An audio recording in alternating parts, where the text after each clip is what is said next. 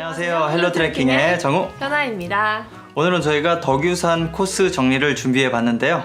실제로 저희가 등산을 했던 5가지 코스에 대해서 이야기를 해보려고 합니다. 덕유산이 왜 덕유산인 줄 아세요? 덕이 많은 산? 너무 쉬웠나요? 쉽습니다. 맞습니다.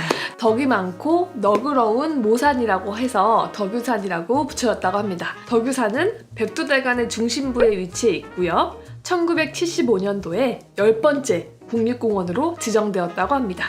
덕유산은 크게 북덕유산과 남덕유산으로 나뉘는데요. 덕유산 최고봉은 향적봉으로 우리나라에서 4번째나 높은 산이죠. 덕유산은 눈꽃 산행으로도 굉장히 유명한 곳인데요. 특히 곤돌라가 있어서 편의성이 굉장히 좋은 곳이에요. 맞아요. 지난 겨울에도 저희가 3번이나 갔었죠. 맞아요. 그러면 한번 덕유산 코스에 대해서 이야기해보도록 할까요? 가보시죠. 가시죠. 첫 번째로 말씀드리고 싶은 코스는 설천봉에서 백암봉까지 가는 코스입니다. 이 코스는 사실 곤돌라를 이용하면서 올라갈 수 있고 그 다음에 이 짧은 거리 동안 볼 수 있는 게 굉장히 많은 코스예요. 맞습니다. 특히 곤돌라를 타고 올라오기 때문에 저는 가족들이랑 오기에도 참 좋을 거라고 생각합니다. 이 코스는 단연 덕유산에서 볼 수 있는 아름다운 것들을 다 볼 수 있는데 제가 제일 좋아하는 덕유평전을 볼 수 있죠. 맞아요. 네. 덕유평전에 가기 전에 이제 중봉에서 바라보는 뷰도 굉장히 멋있고요. 체력이 조금 더 되셔가지고 백암봉까지 가신다면 더 멋있는 또 뷰를 또 볼 수가 있습니다. 맞습니다. 근데 이 코스에서 저는 뭐 덕유평전까지만 갔다 와도 되고 아니면 중봉까지만 갔다 와도 되고 아니면 체력이 좀 더 되신다고 하면 백암봉까지 갔다 와도 돼요. 그래서 좀 선택의 범위가 굉장히 넓은 코스라고 생각이 듭니다. 특히 덕유평전에서 그 양쪽이 다 트여 있잖아요. 맞아요. 굉장히 깨끗하고 시원한 뷰를 볼 수 있기 때문에 단연 최고의 장소죠. 맞아요. 그리고 우선 코스가 굉장히 순하고 쉽습니다. 맞아요. 다만 이제 초반에 설천봉에서 향적봉 올라가는 계단길이 뭐 처음 등산을 하시는 분들에겐 조금 힘들 수 있고요. 그 다음에 중봉에서 이제 백암봉을 한번 내려가서 덕유평전을 타야 되는데 그냥 돌아올 때 다시 중봉으로 올라가야 되죠. 그때 약간 힘들 수 있습니다. 그렇지만 다행히도 데크로 잘 되어 있어서 많이 위험하지는 않아요. 그래서 이 코스는 초보자분들이 산행의 맛을 충분히 느낄 수 있고 겨울에는 또 눈꽃 산행으로도 굉장히 많이 이용하는 코스라고 볼 수 있습니다. 맞습니다. 이 코스가 인기가 있는 것만큼 겨울에는 곤돌라 예약하기가 굉장히 힘들다고 해요. 맞습니다. 힘들어요. 네, 그래서 특히 주말 같은 경우에는 몇 주 전부터 예약을 하셔서 올라가시길 바랍니다. 두 번째 코스는 이제 남덕유산 코스입니다. 남덕유산 코스는 영각탐방지원센터부터 해서 남덕유산 정상까지 올라가서 원점 회귀를 하는 코스예요. 아마 덕유산을 생각하면 가장 보편적으로 또 많이 가는 코스 중에 하나죠. 남덕유산을 올라간 초반에는 굉장히 무난하고 시원한 계곡물 소리를 들을 수 있어요.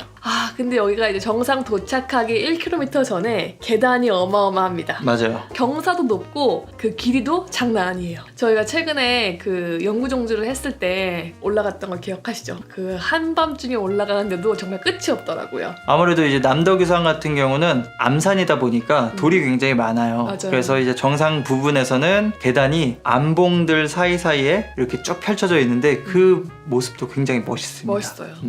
그래서 남덕유산에 딱 도착했을 때 올라왔던 길을 바라봐도 굉장히 멋있고 그 다음에 이제 서봉이죠. 60령에서 원래 넘어오는 서봉도 볼 수가 있고 그 다음에 그 앞으로는 삿갓봉과 무룡산도 볼 수가 있습니다. 그 다음에 날씨가 좋은 날에는 이제 향적봉까지도 볼 수가 있어요. 맞아요. 사방에 탁 트여 있어서 여기도 정말 아름다운 정상이죠. 맞아요. 세 번째 코스는 황전마을에서 설천봉까지 가는 코스예요. 이 코스는 이제 체력이 조금 붙으신 분들 그래서 약간 중급자 정도 되는 분들이 가시면 참 좋은 코스인데요. 저는 이 코스를 영구종주나 육구종주를 준비하시는 분들께 추천드리고 싶어요. 왜냐면 사실상 여기는 이제 사카체 대피소부터 설천봉까지 그 핵심 구간을 다 볼 수가 있는 코스잖아요. 맞아요. 코스 길이는 조금 긴 편이긴 한데 그래도 그 능선길을 따라 볼 수 있는 코스라서 볼 게 정말 많아서 한 번쯤 도전해 보시고 그 다음에 괜찮다, 할만하다 싶으시면 영구종주나 육구종주를 해보시면 좋을 것 같습니다. 맞아요. 삿갓제 이후부터는 길이 굉장히 좀 유연해져요. 특히 무룡산 이후부터는 완전히 육산으로 바뀌기 때문에 네. 그때부터는 속도를 굉장히 빨리 낼 수 있을 정도로 음. 굉장히 길이 평탄해지죠. 음. 그 다음에 여기도 역시 가면서 볼 수 있는 포인트들이 굉장히 많아요. 무룡산 올라가기 전에 펼쳐지는 뷰랑 덕유평전도 지나가죠. 굉장히 알찬 코스라고 보시면 됩니다. 황전마을을 모르시는 분들이 많이 있을 것 같아요. 맞아요. 삿갓제를 가장 빠르게 올라갈 수 있는 곳이 바로 황전마을입니다. 맞아요.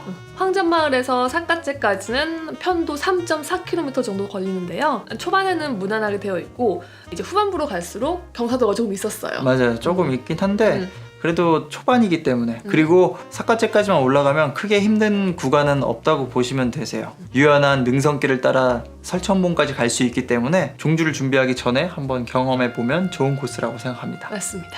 그리고 저는 이 코스가 좋은 이유가 대피소가 2개가 있다는 거예요. 맞아요. 삿갓제 대피소와 향적봉 대피소가 있어서 뭐 화장실을 이용하거나 식수를 구하거나 아니면 뭐 편의시설을 이용하거나 음식을 구하기도 좋죠. 맞아요. 그리고 여긴 동업령에 가면은 대피소가 한 게 더 있죠. 안전 쉼터라고 해야 될까요? 맞아요. 사실 저희는 매번 지나갈 때마다 저희 이용하는 날이 오긴 올 것 같은데 라고 했는데 이번에 제대로 이용했죠. 이번에 제대로 저의 진짜 보호막이 돼주었던 네. 너무너무 고마운 곳이죠. 네, 폭우가 와서 저희는 그쪽에서 이제 대피를 해가지고 30분 정도 비를 피했었는데 네. 정말 이런 게 있다는 게 굉장히 좋은 것 같아요. 맞아요. 그래서 덕유산에 좀 장거리 종주를 준비하기 전에 이 코스를 가보시면은 좋을 것 같아요. 쉼터도 많고 보여주는 뷰도 많고 능선도 부드럽고요. 그 다음 네 번째 코스는 영구 종주입니다. 아마 덕유산 종주 중에서 그래도 많이 알려진 종주 중에 하나인데 영각탐방지원센터에서 시작해서 구천동까지 가는 코스예요. 그래서 상당히 좀 길긴 합니다. 길죠. 저희가 두 번째 코스에서 설명했던 남덕유산 코스 그리고 황전마을에서 설천봉으로 가는 코스 이 두 가지를 혼합시켜놓은 코스라고 보시면 돼요. 맞습니다. 그래서 암산과 육산을 동시에 맛볼 수 있는 그런 코스예요. 그리고 남덕유산에서 그 삿갓제 대피소를 갈 때 월성제를 한번 찍고 올라가야 돼요. 그쵸. 근데 이게 생각보다 조금 버거울 수 있어요. 왜냐면 이 월성제 코스 부분이 돌이 굉장히 많았어요.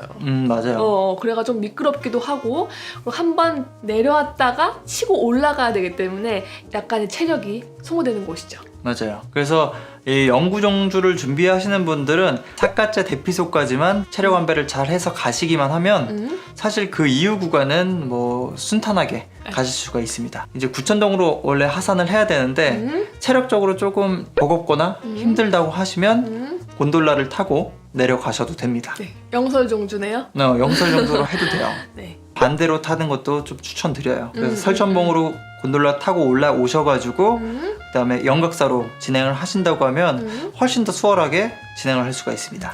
그렇게 되면 진짜 오르막이 거의 없네요. 월성제에서 남덕유산 올라가는 거 제외하고는 거의 오르막길이 없습니다. 괜찮네요. 그래서 코스를 한번 좀 눈으로 익히시고 그 다음에 이제 영구종주를 계획하시면 훨씬 더 수월하게 진행을 할 수가 있죠. 네, 아무래도 한 번 왔던 곳을 또 가게 되면은 내가 이제 지리를 알고 있다 보니까 조금 심리적인 부담이 덜하더라고요. 맞아요. 근데 어디서 어떻게 체력 안배를 할 수 있을지 감이 오기 때문에 이렇게 먼저 타시고 그 다음에 영구종주 진행을 하셔도 괜찮을 것 같아요. 좋습니다. 마지막 5번째는 대망의 육구종주입니다. 덕유산 종주에서 가장 길고 가장 힘든 종주예요. 아마 최고봉이죠. 이제 끝판왕. 모든 앞전에 있던 코스들을 다 한데 뭉치고도 한 10km 정도를 더 가야 되는 코스예요. 저희도 육구종주를 하긴 했었는데 저희는 당일로는 절대 못하고 맞아요. 제가 안 돼요. 저도 안 됩니다. 당일로는 못하고 저희는 1박 2일로 진행을 했었었죠. 먼저 시작은 60령에서 진행합니다. 맞아요. 60령에서 할미봉을 먼저 가야 돼요. 할미봉까지는 무난하게 오르막이었던 것 같아요. 중간에 이제 암산들이 좀 있긴 했었는데 뭐 그렇게 힘들진 않았습니다. 맞아요. 저는 그 할미봉 정상이 빨간 글씨가 특히 인상적이에요. 맞아요. 절대 잊어버리지 못할 것 같아요. 그리고 할미봉에서 서봉까지가 이제 한 약 5km 정도가 되는데 고도로는 한 600m로 올라가야 돼요. 여기서 체력 소모가 좀 큰 편이에요. 그 다음에 이제 여기가 남덕유 구간이다 보니까 암봉들이 굉장히 많아요. 암석들도 굉장히 많고 해서 험하죠. 조금 험한 편입니다. 그래서 여기서 체력 안배가 또 중요하고 그 다음에 서봉에서 남덕유산으로 또 넘어갈 때도 한번 쭉 내려갔다가 올라가잖아요. 네. 근데 여기도 경사가 좀 심합니다. 네. 짧은데 굉장히 좀 험한 구간이에요. 맞아요. 그래서 이제 남덕유산까지 올라가면 사실 이 육구종주의 거의 반 이상이 끝났다라고 보시면 돼요. 근데 앞으로 가야 될 거리도 굉장히 많이 남았다. 이게 좀 정신적으로 좀 힘들죠. 맞아요, 맞아요. 초반에 너무 치고 올라가니까 깜짝 놀랍니다. 맞아요. 저는 서봉 올라갈 때 정말 깜짝 놀랐어요. 그 어마무시했던 계단들. 근데 또 힘들긴 힘든데 서봉에 올라가면 또 뷰가 기가 막히죠. 맞아요. 서봉에 올라가도 탁 트인 조망을 볼 수가 있고요. 그 다음에 남덕유에 올라가도 탁 트인 조망을 볼 수가 있습니다. 맞습니다. 그냥 여기는 계속 탁 트인 조망을 볼 수 있습니다. 남덕유산에서 사카째로 넘어갈 때 사카봉이 있는데 영구정주가 목표다 보니까 사카봉을 굳이 안 가도 되긴 해요. 한 0.2km 정도 되는 데를 이제 올라가야 되는데 체력적으로 부담이 된다면 저는 사실 거긴 좀 통과해도 괜찮다. 맞아요. 생각이 들어요. 한 번쯤은 가볼만 하긴 한데 네. 영구종주를 하시면서 가시는 거는 조금 비추. 그죠. 영구종주 할 때는 그 100m의 그 고도도 아껴야 됩니다. 맞습니다. 그 다음에는 이제 우롱산까지만 또 올라가시면 뭐 사실 끝났습니다. 이제 육산으로 바뀌기 때문에 네. 굉장히 수월하게 넘어갈 수가 있어요. 그리고 육구종주는 특이한 게 향덕봉에 도착했을 때 구천동으로 바로 내려가는 게 아니고 아니죠. 칠봉을 가야 돼요. 그러니까 설천봉으로 내려가셔가지고 거기서 이제 스키장으로 빠지는 곳이 있는데 네. 겨울철에 스키장이 개방하면 못 가고요. 아 그렇죠. 그 다음에 산방 기간에도 못 갑니다. 맞아요. 그래서 1년에 갈 수 있는 날이 얼마 안 돼요. 5개월 정도라고 그쵸. 들었어요. 전통 육구종주를 준비하시는 분들은 그 기간들을 잘 산정하셔가지고 출발을 하셔야 될 거예요. 맞습니다. 너무 더운 날은 또 힘들잖아요. 네. 이제 산방 기간이 끝난 바로 다음에 가시거나 아니면 가을철에 가시는 것, 그렇게 두 날짜로 가시는 게 가장 좋을 것 같아요. 맞습니다. 그다음에 칠봉에서 이제 좀 내려가는 걸 한번 이야기를 드려야 될 것 같아요. 칠봉에서의 그 하산길은 제 등산 뭐 이렇게 길진 않지만